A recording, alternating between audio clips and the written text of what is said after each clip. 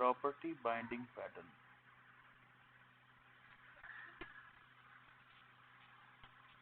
This pattern basically represents a problem in computer systems, in computer design, wherein a configuration needs to be properly propagated to all the relevant components. Okay, so that's why it is called a property binding pattern. Like every service or every system has to be customized using certain properties.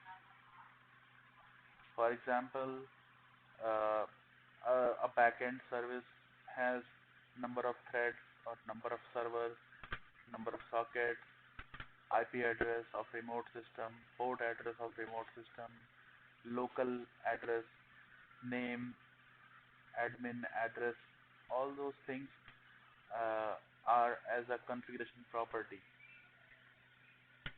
So these are the customizable global properties, you can say, for the system. So based on which the service can be customized. Uh, but for a UI related program, for a UI related web interface, these are like settings. Okay, these settings can be in the form of a very common example is when there are lot of results to be displayed on the page, then we can have we have the pagination. So you see multiple you see arrows at the end of result to basically go to the next set of results. Now the number of results that are displayed on the particular system on a particular page, it is configurable thing. That is basically a max result, and it can be changed by the end user by modifying the settings. Okay, so it is the configuration property. Now suppose settings is on the different page, and this displaying page is certainly a different module on that web interface. So there has to be some connection so that when you modify the settings, it should get propagated to the module that is getting affected because of this. So let us suppose you have 10 modules that need to display the results. So all those 10 modules should be notified asynchronously that the setting has been changed. Okay, let me take some example. Okay, so let's say you have a settings page, and this setting page has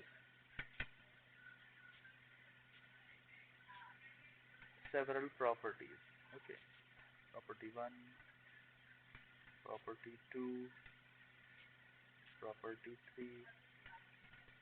These properties are like max result. Okay, max results required for pagination, or it could be the color of screen, or it could be theme,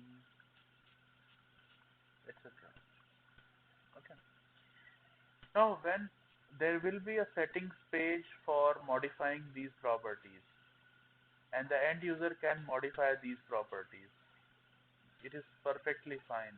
But modifying these properties is going to affect several modules that has been initialized with the older properties. So let's suppose there is a module 1 for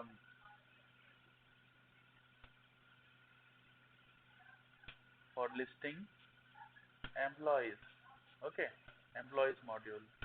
Then there is a module for vendors. Then there is a module for customers. Then there is a module for managers.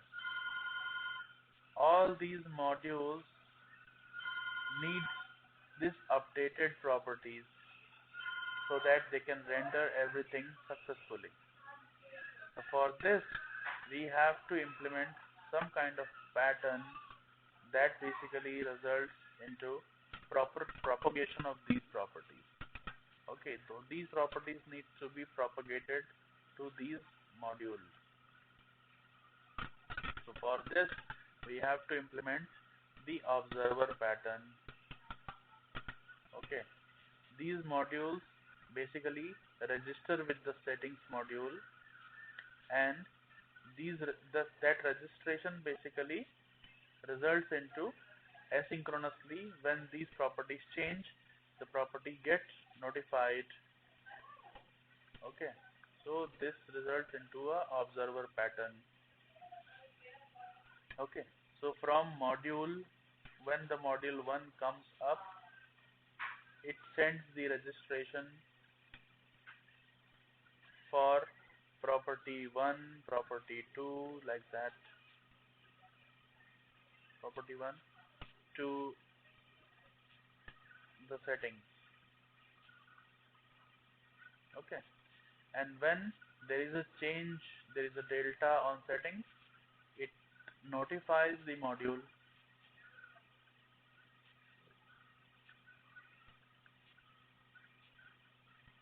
and when this module receives this notification asynchronously, it accordingly modifies the look and feel and everything that is dependent on that particular property.